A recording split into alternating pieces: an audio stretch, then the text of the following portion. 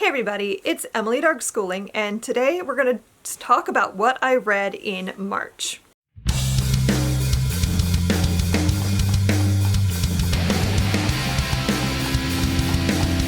I fell off a bit with doing reviews for every single book I read. I think like halfway through the month it just sort of fell apart and I just couldn't quite pull it together to film those reviews. So we're going to do that here in this video.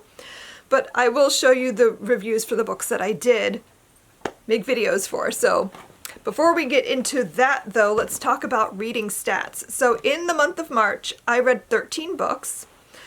8 of them were audiobooks, 4 were ebooks, 8 were books that I owned. 1 was a library book, 4 of them were ARCs. 5 books I rated 5 stars. I had 2 DNFs this month. I had 2 rereads this month. 3 books that were by BIPOC authors, 2 were LGBTQ+, 3 were middle grade or YA. I read 1 nonfiction. I read 1 graphic novel. I hauled 13 books and unhauled, I don't know how many, but a box worth because I did a spring cleaning and I pulled a whole bunch of things off my shelves that I'm gonna sell in the bookstore. So I did unhaul a bunch. I just don't have a number for you because I forgot to count them and I don't feel like doing that now. So let's talk about what I read this month. I just finished reading Harlem Rhapsody by Victoria Christopher Murray. And this is a book I had as an ARC and was really interested in reading because I'm always looking for historical fiction that isn't like the commonly told story. So like trying to find things outside of World War II and, you know, that sort of thing. And so when I saw this, it sounded like it would be something I would really like. This is about a woman who I'd actually never heard of, which is shocking. This is about Jessie Redmond Fauset, who I've never heard of. And that kind of shocks me because as I was reading this book, I've heard of everybody else in this book. Like she's like the epicenter of the Harlem Renaissance. Everyone is connected to her. So this book is set during the time period when Jessie Redmond Fauset was working with W.E.B. Du Bois and writing and working for The Crisis. He has this magazine called The Crisis, and she was made the literary editor of the magazine. And this is like from 1919 to I think like 1925, roughly, is like where the book is focused. We're following her as she gets this job. She's very intelligent, amazing writer, and she has this great ability to nurture other writers. And so like as she's working for this magazine, so she's being introduced to these new writers like Langston Hughes and Countee Cullen and Nella Larsen, and these people who like we have all heard of, but that would not have been the writers they were without Jessie Redmond Fauset guiding them. And I think that's fascinating to read about. That part of the story I really liked. What I did not like was how much of the book was focused around Jessie's affair with W.E.B. Du Bois. I don't enjoy reading about adultery.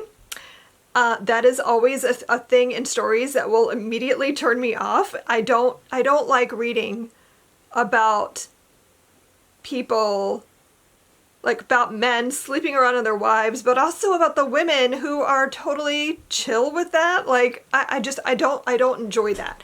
And that is a huge part of this story. She only got the job as literary editor because she was having an affair with him and he wanted her closer to him. So he gives her this job thinking it's not really a big deal. She made it into something.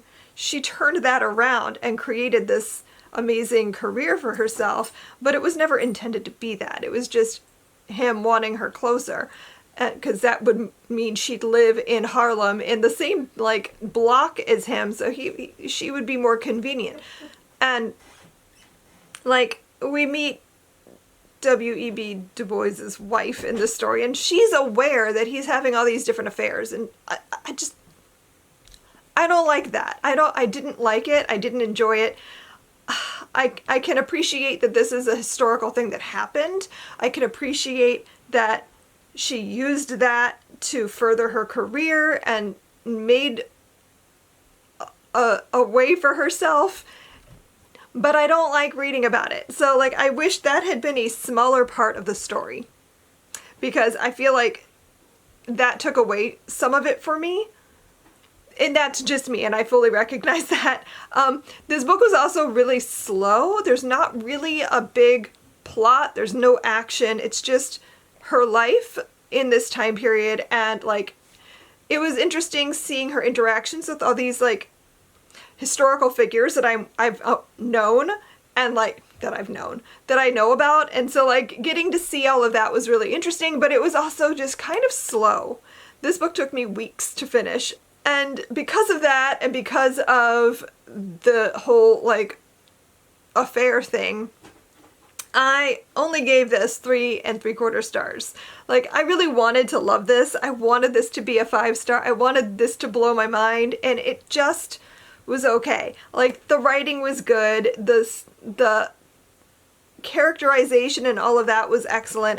I just didn't find myself as enthralled as I thought I would. And I did like, too, that this is a story about somebody that I didn't really know about, that this is a lesser known history. I was able to use this for my Build Your Library Reading Challenge for a lesser known history, because anytime I stumble upon a story in which I'm introduced to a person that I've never heard of before, or a little bit of history that I just didn't know anything about, I love that. So this definitely was fascinating for that alone, and it definitely made me want to read more by some of these authors. Like, I have added some books to my TBR that I just like really would like to get to at some point. I think there's a lot of authors in here. Like, obviously I've read lots of Langston Hughes over the years, but I'd like to read some more from County Cullen. I would love to read Passing by Nella Larson, because that's a book that was mentioned specifically in here. I might even pick up There Is Confusion by Jessie Redmond Fawcett, because I'd never even heard of that book before. So definitely this book was great for introducing me to more things and ideas that I didn't previously know much about. So 3 3/4 stars. My 3-word review was unsung, slow, and misogyny. Because I just was not enjoying how she was being treated, especially by W.E.B. Du Bois. Like, didn't love that. So anyway, I do recommend this book. Like, if you want to read more about the Harlem Renaissance and you want to see like some insight into how these writers grew from like just getting started into what we know them as now, I think this was great. I do think it's an interesting story. It's not going to be a favorite for me. I read Watermoon by Samantha Soto Yambao, and I don't know quite how I feel about it yet. I feel like I needed to read this with my eyes and ears at the same time. I just listened to the audiobook and I liked it, but also I felt lost a lot of the story. There's a lot happening in here. This is, I think it's romantasy. I know it's a fantasy. I didn't realize until I was halfway through that this was also a romance, but it is. And the thing that bothered me the most about this was that I did not connect with the romance at all. Like, I didn't buy them being in love, which kind of doesn't work well overall with the story, because you need them to be in love for what happens to happen. So this is about a girl named Hannah who her father owns this pawn shop, but it's not in our world. It's like this multi-dimensional, like, in-between place, and people who are going to a ramen shop sometimes end up in the pawn shop, and they don't go there on purpose, and they're usually confused as to how they ended up here, but her father, like, convinces them to let go of a regret and give them the regret in exchange for some tea. And then they leave and go on with their life, and they've now like unburdened themselves with this regret. And when we start the story, we kind of get introduced by somebody coming into the pawn shop. So that was like an interesting way, I think, to get to know the world and how it works a little bit. But then things get a little bit wacky because her father kind of, I don't want to say he retires, but he tells her that he's moving on and she'll be in charge now. And the day she takes over, the shop is ransacked and her father's gone, along with something that was important to the pawn shop. And so she has to go on this little quest to go figure out what happened to her father. But when she's about to do that, a man comes in named Caitian and he offers to help. And so you have these two characters embarking on this quest. He's from our world and she's from her world, and she has to kind of like explain everything along the way because stuff is weird and like they're jumping through puddles into different dimensions and different places, and there's a lot happening. And I felt like I didn't fully grasp some of the things going on because it's really fast paced too, like stuff is just happening. This was very interesting though. I liked the world building. I was very intrigued by like all the different world building things happening. I liked the concepts of the story. I just feel like I was missing some element because it didn't quite work for me. Like I said, I didn't really buy the romance. I didn't feel like there was real love happening. And it felt very like he's a physicist and like he's talking about like, oh, multi dimensions and all that stuff, multiverse. And he just felt like, I don't want to say he felt cold, but he kind of did. Like, I don't know. I didn't see them being in love the way that the writing was telling me that they were. So I didn't get the romance at all. It just sort of happens. And the writing though, the writing was really pretty. Like there was a lot of moments that I thought were really interesting and like very like beautiful to visualize. Like I could see a lot of the things happening. I could see this being made into like an animated film. I looked at some reviews and a lot of people said it felt very like Studio Ghibli, and I can see that.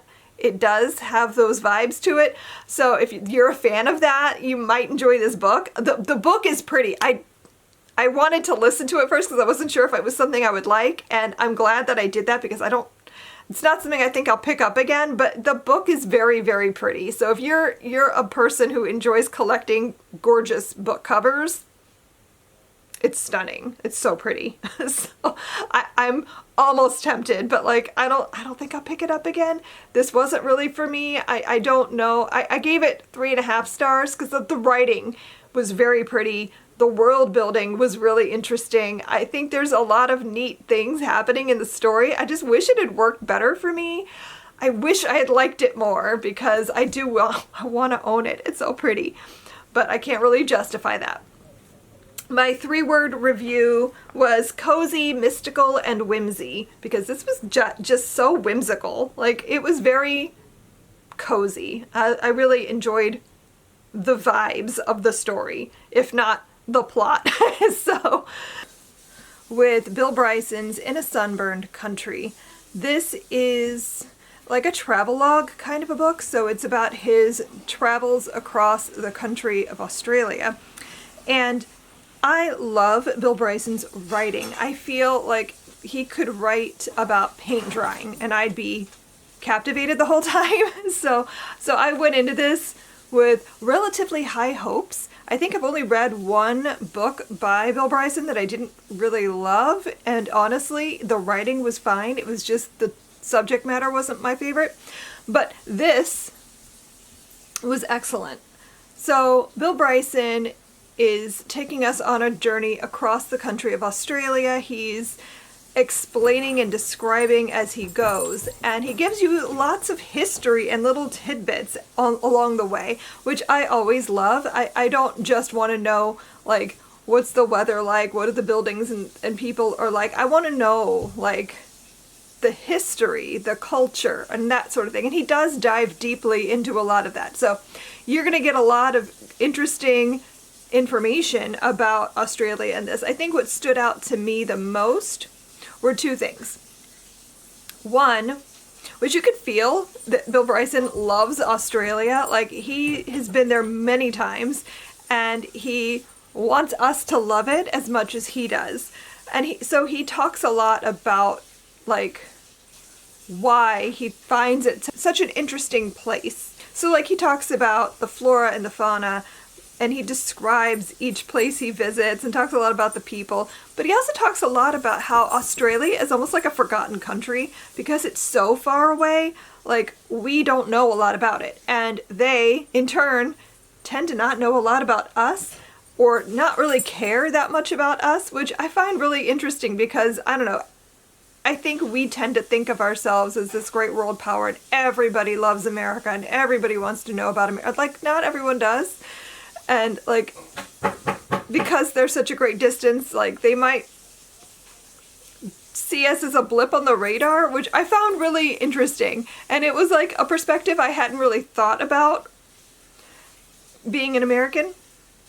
But also, I just think the way he talks about, like, the leisurely pace of life in Australia, like, how they view their own history and that sort of thing was really interesting. My one negative about this book is that I feel he doesn't do enough to talk about the Aboriginal peoples and, like, what has been done to them. I feel like he does talk about it and he does mention it, but then he kind of just, like, moves on and never comes back to it. He talks about how, like, you hardly ever see them out and about in the cities and towns, and when you do, they're always on, like, the periphery of everything.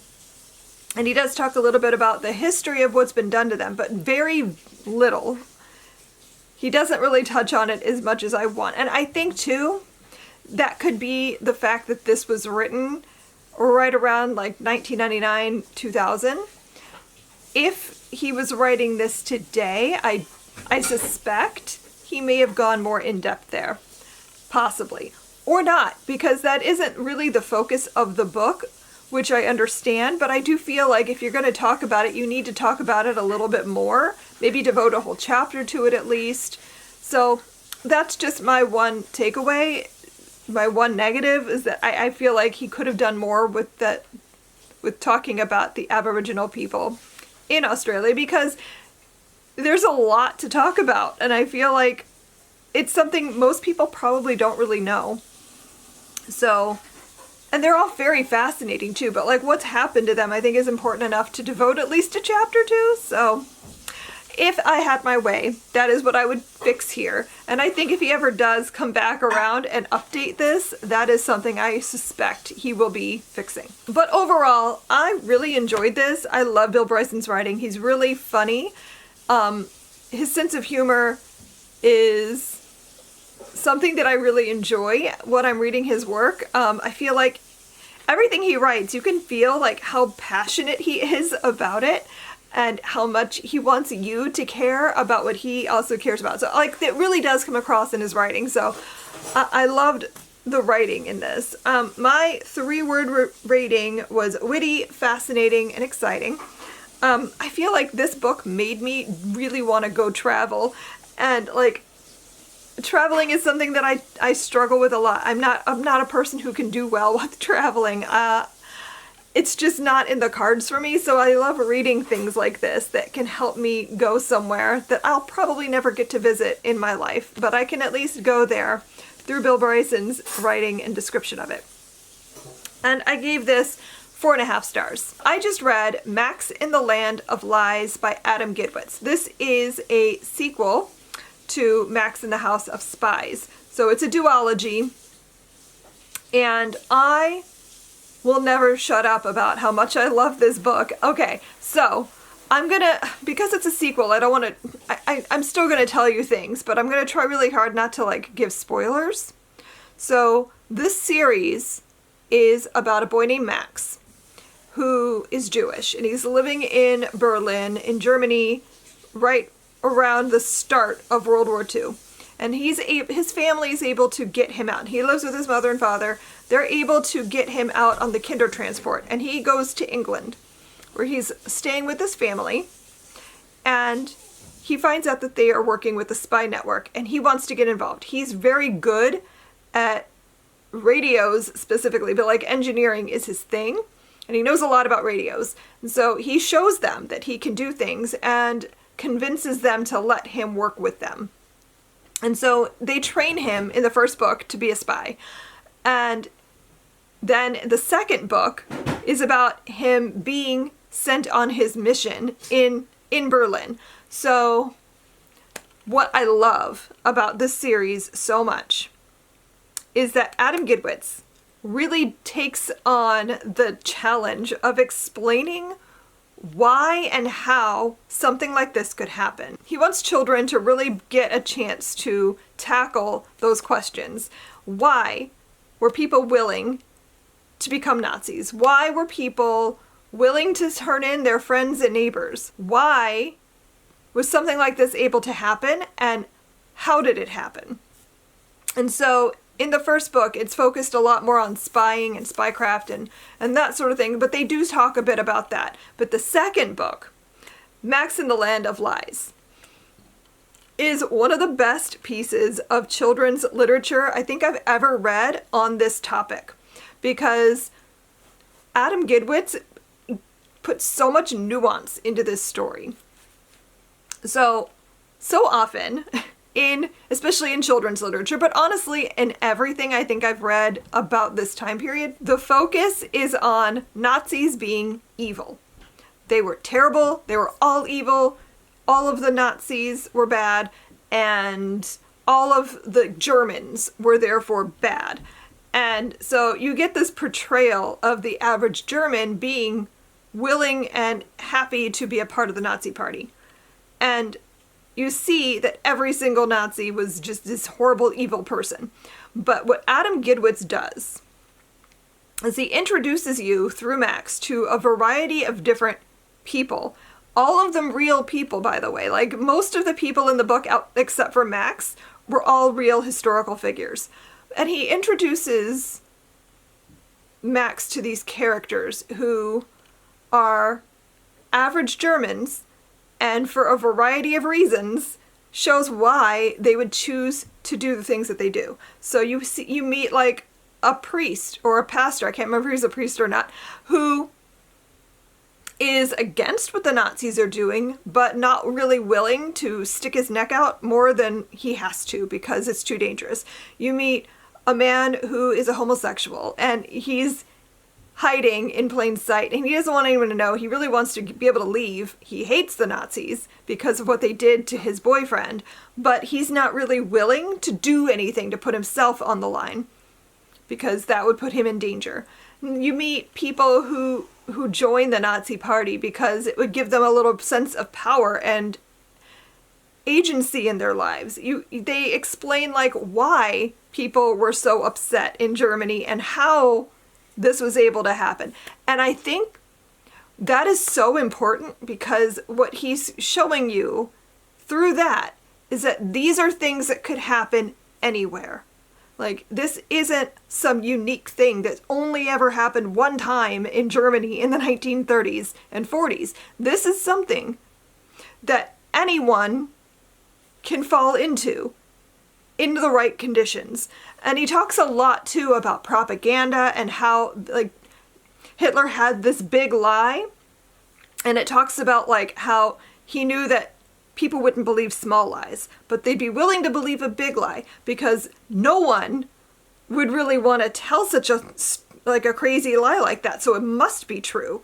And so people would be willing to go along with a whole lot of things because of lies that he was spreading through radio and through messaging and posters and newsreels and stuff. So like, it talks a lot about how propaganda works and how people were willing to believe the things that they were told because they saw it as a means to improving their lives. And they were willing to do a lot for that. And I think what makes this so important for kids to read now is that you can see a lot of that happening. And if we're not aware of it, we're not really willing to step up. But if we know things, if we can be aware of it, we can do a better job. And so this book was so good though, like not just for that. I mean, the story itself was really well done.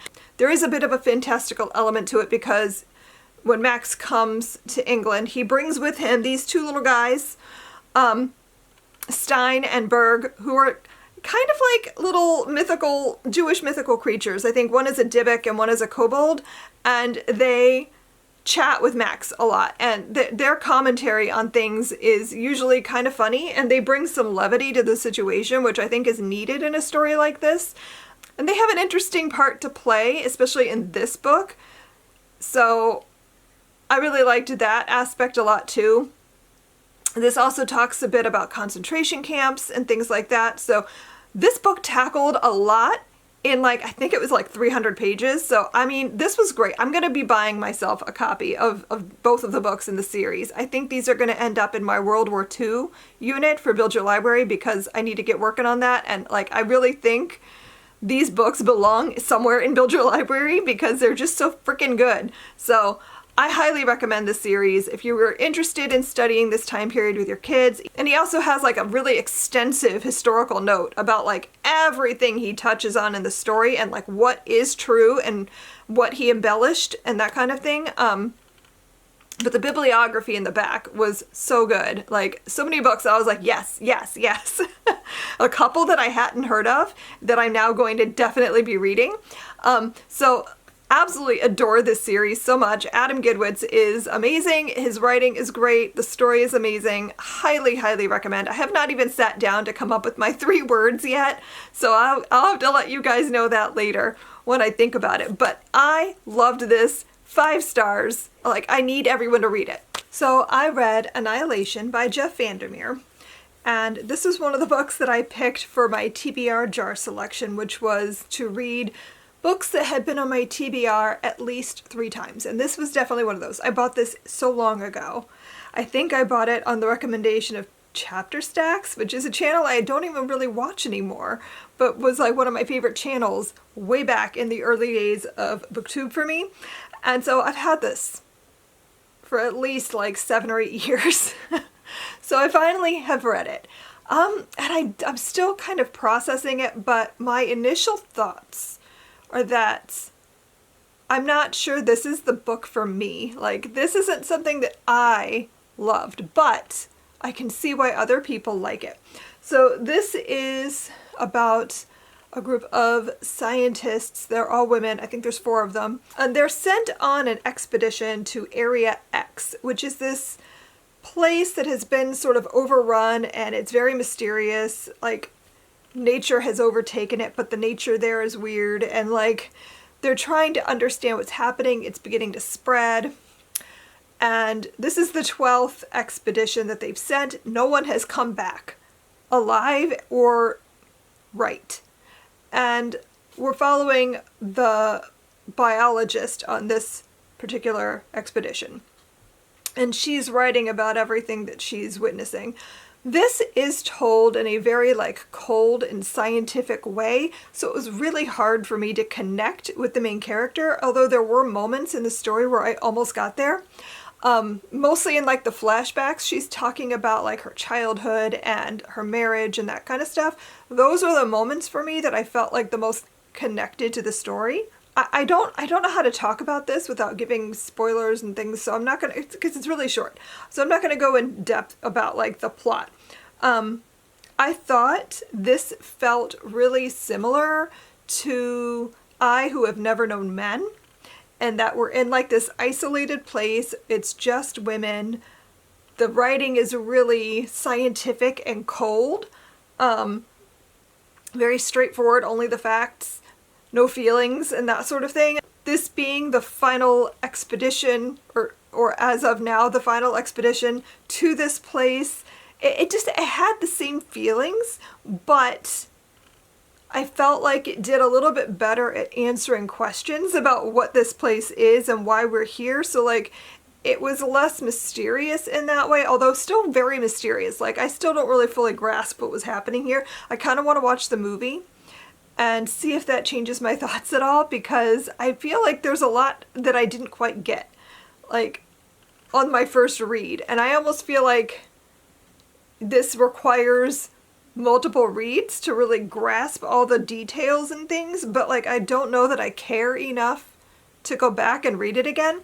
I gave this 3 3/4 stars. I didn't dislike it, but I'm not sure that I want to continue the trilogy, which I assume at some point you get more answers to some of the things that are happening in this. I don't know if I'm going to do that though. So my 3-word review for this was cold, alien, and unanswered. I think that kind of sums it up. So I just read Right Back at You by Carolyn Mackler. And this is a middle grade new release that I had an ARC for. So I wanted to like get to this and prioritize it because it sounded like something that I was going to really enjoy. This is a middle grade story that plays with time. And you know I love stories that play with time. So this one is about 2 characters.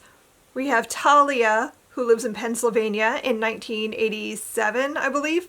And we have Mason, who lives in New York City in 2023. And Mason is going through a rough time with his father and at school. And so his parents decide that he needs to see a psychologist. And he's given the task to write a letter to anybody. Doesn't have to give it to anybody. Just write a letter to get some of his feelings out. So he does that. And he writes the letter to Albert Einstein. And he sticks it in his closet. And a wormhole opens that portals that letter to Talia in 1987. And so she gets the letter and writes back. And so what follows is them exchanging letters about their lives. And this was really cute because, like I said, I love stories that play with time like this. And so we have like Mason, who lives now, trying to explain things to Talia in 1987, like Google, or like brand names of things, and like acronyms like LOL and that kind of thing. So that was something that I thought was fun. But also, the story is about the 2 of them bonding with each other over things like bullies or their mutual love of baseball and the weirdness of this wormhole that they're dealing with here. And so they help each other. Both of them are struggling with friends and bullies, and they feel kind of alone in their situation. So having each other to talk to helped them to both kind of work out a lot of their problems, which I think was a really good way to address some of the issues they were going through. This was very good, except it felt, because it's written in letters, sometimes it felt a little bit stilted. I don't know if that's the right word, but it felt like something was maybe missing from the story that might have given it a little bit more oomph. I liked it, but I didn't love it, which made me disappointed because this was something that I thought I was going to love. There's like a Jewish aspect to it because Talia is Jewish and she's dealing with a lot of anti-Semitism at school. And like the teachers dismissing a lot of it and just like, well, boys will be boys and that's just how kids are and that kind of thing. And so there's like a lot of stuff happening with that. And I liked that part of the story and I like how it was handled. And I think the author did a good job of that, of like explaining why that is bad and not the same as just general teasing. So I thought that was good. But like, I don't know, this was missing something. So I gave this 3 3/4 stars. I really wanted it to be a 4.5 or 5, but it just wasn't there. Wasn't quite a 4 for me. But I do still think it's worth picking up, and I think that kids would enjoy the story of these 2 children finding each other across time to help them work out their issues with bullies and stuff. So definitely something I would recommend checking out if that is a thing that you might enjoy reading. So I read This Cursed House by Del Sandine. This is a gothic horror historical story. We're following a character who lives in Chicago, I believe, and she's offered a job to work for this family in New Orleans. So it's 1960s. I think it's like 1962, perhaps, at the start of the book. And so she travels down south to go and work for this family, and finds out, because she's not told what the job is that she's hired for. She assumes that because she's a teacher that they're hiring her to be a governess, but she finds out that that is not in fact what they want her to do. They want her to break a curse. And so this family has been cursed, and they cannot leave the grounds of the home. And then on this one particular date, somebody dies every year. And so they want her to come and break the curse. And she finds out throughout the course of the story that she's somehow entrenched and involved with this family in ways that she did not know going in. I thought this was an interesting story. I liked the historical aspect of it. I found the concept in the story of this family being white passing and thinking themselves better than, like our main character who isn't white passing. She is a darker skinned black person, and that they're like, oh, but we're white passing, so we're better than you. And they, like, the way that they use that in the story I thought was really interesting. But they still think of themselves as being black and like part of black society, but still somehow better than, which I thought was really interesting to read about. Overall, though, I didn't love the story. I felt like this almost felt a little bit like underdeveloped in some way. And I don't quite know, I can't pinpoint what that was specifically. But I think that too, this might be a debut. So maybe that is what it was. Yeah, this was her debut novel. So it might just be the fact that it's a debut. I still thought it was good, though, and I would definitely read more from this author going forward because I liked a lot of the concepts and a lot of the stuff that was talked about in the story. Like the curse itself and the way that worked out was really interesting.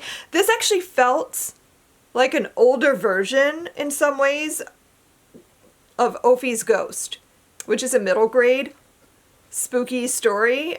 I thought there was a lot of similarity. Like our main character in this can see ghosts. She sees haints, and she can like find out from them what they need, what's going on, and she tries to talk to them and understand. There's like a lot of like hidden identity stuff in the story. So there's a lot of interesting things happening. There was just some element missing for me to make this like a 5-star. Ultimately, I gave this 4 stars, so I would definitely read more by this author. I'm very interested to see what they do going forward. Next, I read The First Bright Thing. This is by J.R. Dawson. I read this in a video, so I'm not going to do like an in-depth review here, but I loved this. This is a story set in 1926, and we're following this circus. In this universe that is set in our world, there are magical people. They're called sparks, and they're born with powers of various types. So like it's like sort of X-Men, The Boys, that kind of scenario where people have these innate abilities like traveling through time. Some of them can paint with the air and like create imagery that you can see. Some of them are very strong. There's one guy who can multiply himself. So like they have all these different powers. And in this world, sparks are either revered or feared. And so it's 1926. They have a traveling circus made up entirely of sparks. And we're following a character who is the ringmaster named Rin. And she is on the run from someone who they call the Circus King. And you're also getting the story from his perspective. His name is Edward, and you're following him and what happens to him previously. So his storyline is like in 1917, and hers is in 1926. And the characters in the circus, one of them can see through time. And she sees what's coming for them with World War II. She sees the Holocaust and all of that, and they're like, we have to stop this. And so they're trying to figure out how to travel through time to just the right spot to stop the war from happening. And that by itself is like such an interesting concept that I was like, completely fascinated. Like, yeah, where do you go? What point do you go to where you can stop this from happening?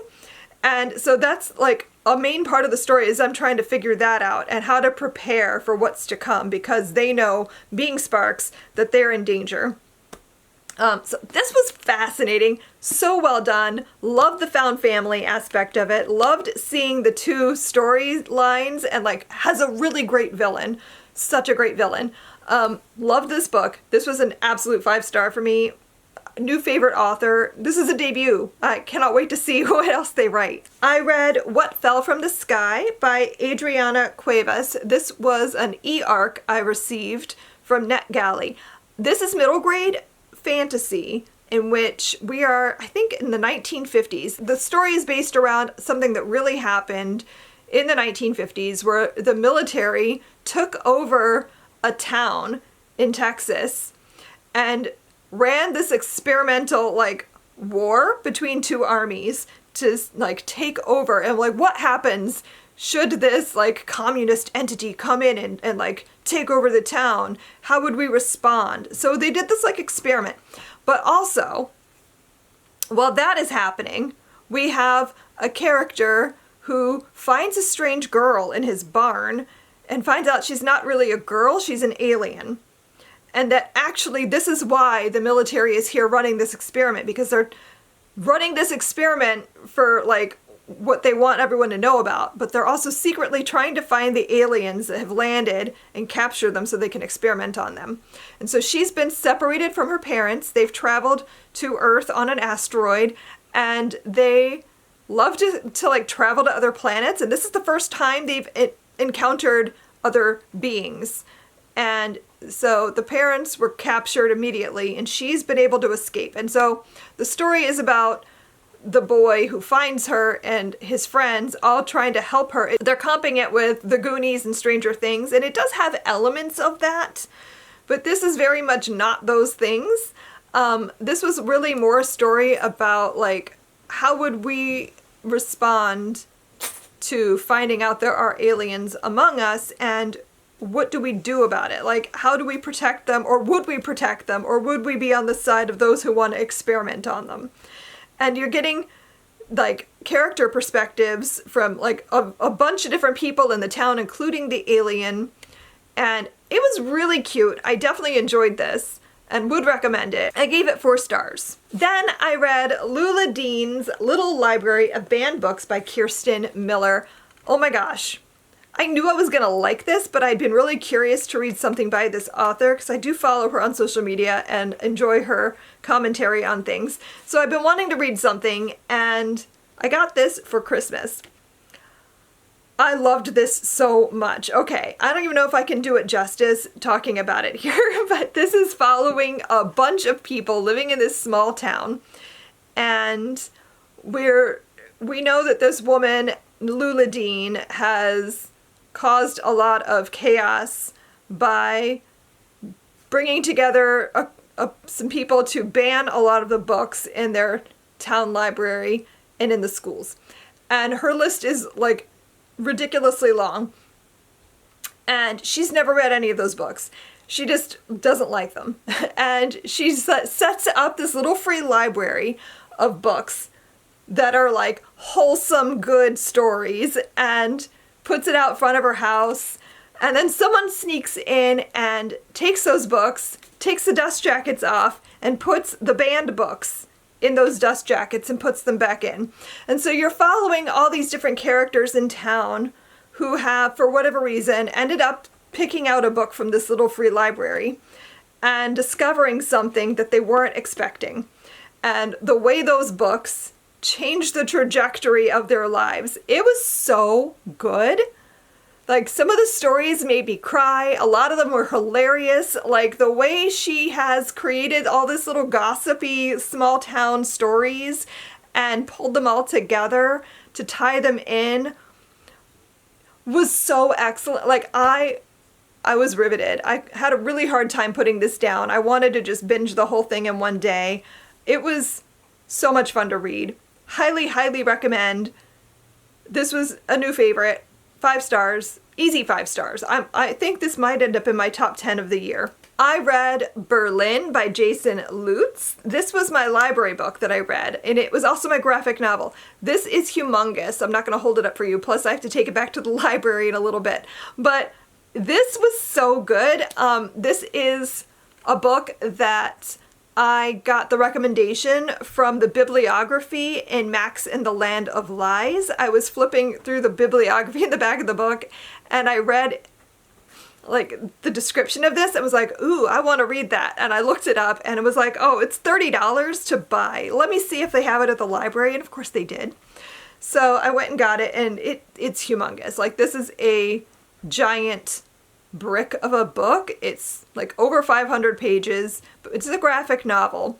So it took me a little while to read. I think it took me like almost 2 weeks to read because it's so huge and heavy and awkward to read, and I couldn't do it more than a little bit at a time, but it was absolutely worth it. So this is about the city of Berlin in the lead up to World War II. So we're following the characters in this book from, I want to say 1928 to 1933, roughly. And we're following a bunch of different people. So we have someone who is a girl coming from the countries that she lives, I want to say in Cologne, maybe? Somewhere on the, like, French border. And she's coming to Berlin for the first time because she wants to go to art school. We're following a character who's already there in art school. We're following a character who is a journalist. We're following a woman who, she's a communist. Her husband is leaning more towards the Nazi party, and what happens to their family. Like, we have all these different character scenarios. Some of them are made up, some of them are real historical people, and we're witnessing, like, the fracturing of Germany as it's happening, and, like, how people are reacting to it. It was fascinating and terrifying, and I was riveted. There is no epilogue to this book, and there are characters in this story that I will worry about for the rest of my life, because I'm like, what happens? What happened to them? Like, did they survive? Did they make it through the war? I don't know. It was fascinating to read. Definitely recommend if you are interested in this time period, if you are curious about learning more about what happened leading up to, and like how the Nazi Party took power in Germany. This is definitely worth your time to read. Like, there was a lot of interesting parallels with like how the people in Germany were so divided. Like, there was like such distinct division in society, and like where that led them, and it was harrowing, but I think important to read, and I do recommend it if you're interested. It is not for kids. Would not hand this to anyone younger than, like, say 16, 17. There are some explicit panels. It's a graphic novel. There is some sex scenes in it, so you should know that going in, but I would still highly recommend it to adults and older teens. I reread Junie by Aaron Crosby Eckstein because I wanted to put it in level 12. So I needed to reread it and lesson plan it. I've already done a review for Junie, so I'm not going to go in depth here, but I did like it a little bit more on my reread. Like, I gave it 5 stars. It's already a favorite of the year. And I loved it just a little bit more reading it a second time. This is a story about a girl named Junie who lives on the Belrin plantation in Alabama. It's 1860, so right on the cusp of the Civil War, and we're following Junie as she starts to understand what being enslaved means for her going forward and what she wants to do with that knowledge.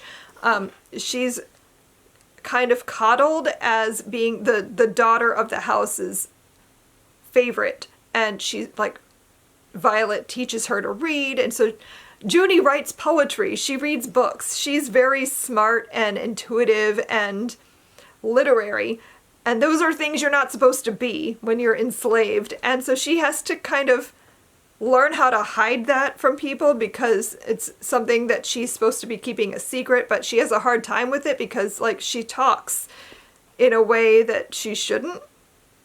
She uses a lot of big words and stuff when she's talking, and she's also darker skinned, and there's a lot of commentary in the book about like, oh, she's awfully dark for being a house girl, and what that means for her and why that is the case. And she starts to learn about what happened to her sister who died and like why she died, and her sister's ghost comes back to give her tasks to do to help free her soul from this purgatory she's in.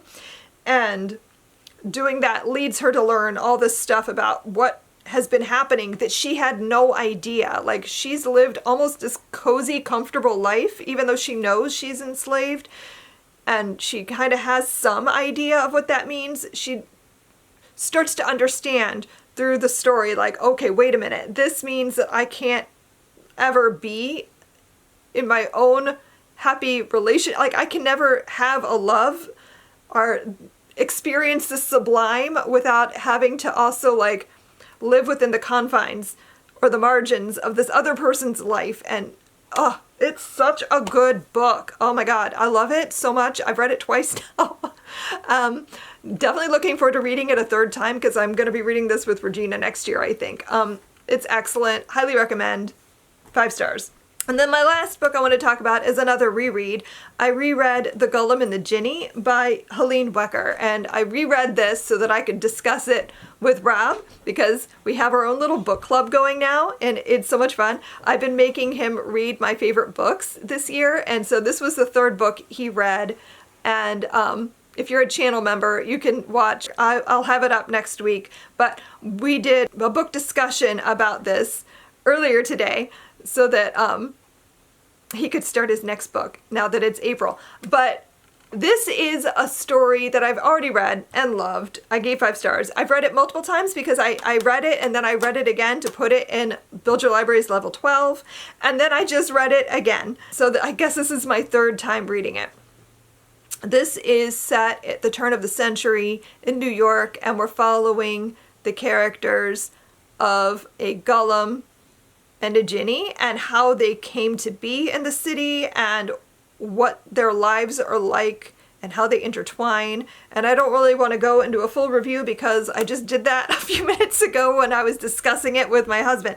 But it's a really great story. It's full of mythology and magic, and the way Helene Wecker weaves the story together is just amazing. Like, there's so many different characters, and it's so intricately structured, and it's a story about a golem, so you know it's a favorite, because I love golem stories. But I love it because of how it like looks at humanity, and how you're viewing it through this lens of a person who isn't human but is trying their best to be a human so that they can blend in.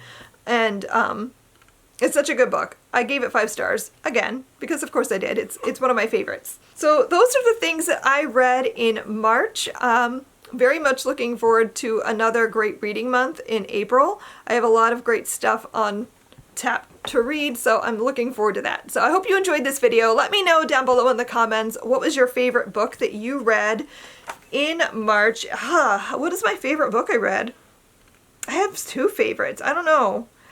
I want to, it's gonna be a tie. I don't know how I'm gonna tie break this for my bracket that I do in my bullet journal, but I think my favorites are The First Bright Thing and Lula Dean's Little Library of Banned Books. I feel,